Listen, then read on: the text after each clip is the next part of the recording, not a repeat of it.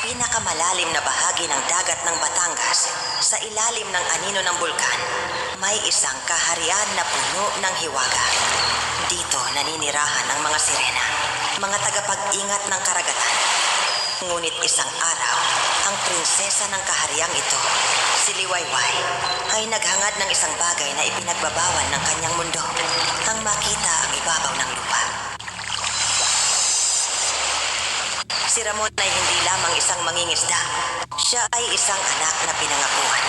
Noong siya'y 14, nasaksihan niya ang pagpanaw ng kanyang ama sa kamay ng mga taong walang respeto sa dagat. Sa huling hininga ng kanyang ama, nanumpa si Ramon.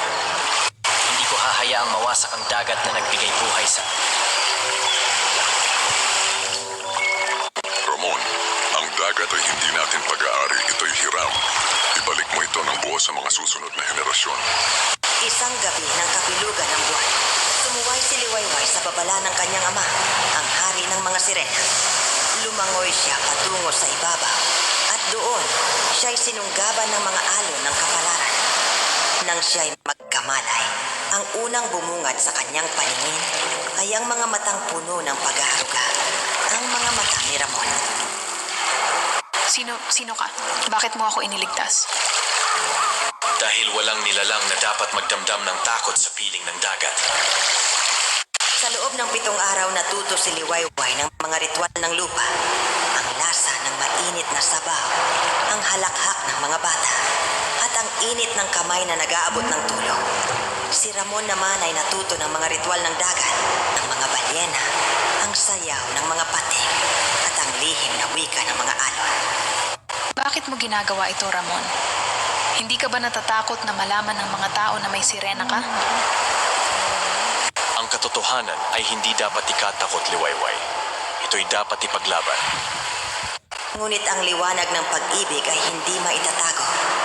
Isang batang naghahanap ng kanyang saranggola ang nakakita kay Liwayway. Kinabukasan, ang buong bayan ay nagngangalit. Ang sirena ay sumpa.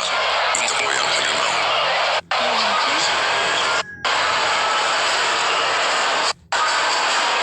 Si Ramon ay sinumpa. Ang sirena ay magnanakaw ng kaluluwa, sunugin ang kubo.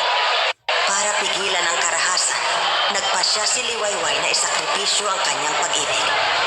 Gamit ang isang kutsilyo ng dagat, pinutol niya ang kanyang buntot, ang simbolo ng kanyang pagkatao, upang magkaroon ng mga paa. Ngunit bawat hakbang ay tila 1,000 tinik, at bawat luha ay tila isang dagat ng pigati. Ama, patawarin mo ako.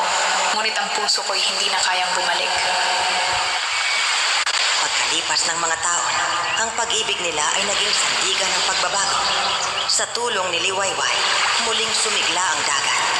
Ang mga mangingisdang dating mapang-api ay naging tagapagtaguyod ng kalikasan. At ang alamat nila ay naging paalala. Ang pag-ibig ay kayang pagbuklurin ang dalawang mundo kung ito'y handang magsakripisyo. Hindi kita ipinagpalit sa dagat, Liwayway. Ikaw ang naging tulay upang maipagkasundo ko ito. Hanggang ngayon, kapag tahimik ang gabi, maririnig mo ang huni ng kabibe sa baybayin ng Batangas. Isang pag-ibig na hindi namatay, hindi nagbalik sa anyo ng pag-asa. At sa bawat hakbang ni Liwayway, nag-iiwan ng mga bakas ng pagmamahal na tumutubo bilang mga halaman sa dagat. Nagpapaalala, ang tunay na pag-ibig ay nagbibigay